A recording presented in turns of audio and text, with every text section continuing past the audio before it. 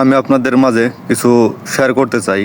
কথা হইল, একজন মানুষ যখন প্রথম ইতালিতে আসে, ইতালিতে প্রথমেই কাজ পাওয়া খুবই মুশকিল। যদি তার ভালো লাইন গার্ড কিংবা ভালো পরিচিত লোকজন না থাকে, তাহলে তো আরও অনেক কষ্টের মধ্য দিয়ে দিন পার করতে হয় আর কি।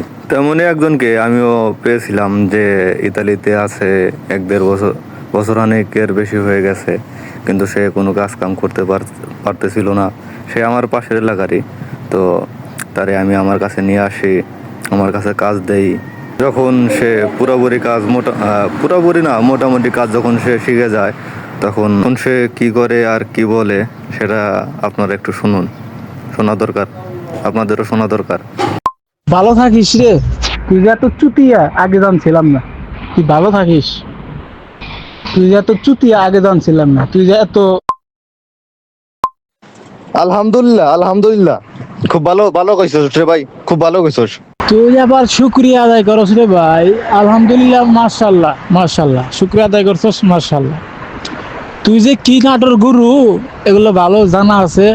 মোট কথা, আমি এই যে কান ধরে বলতেছি, আমি বাকি জীবনে আমি আমার এলাকার কোনো লোকজনরে আমি আমার কাছে নিয়ে আসবো না। এবং আমি চাই যে আমি যতদিন ইতালিতে কিংবা দেশের বাইরে যতদিন থাকি, প্রবাস জীবনে আমি আমার এলাকার লোকজনরে আমি আর না আমি কারো কাছে যাবো, না আমি কারো আমার কাছে নিয়ে আসবো। আমার পক্ষে আর সম্ভব না।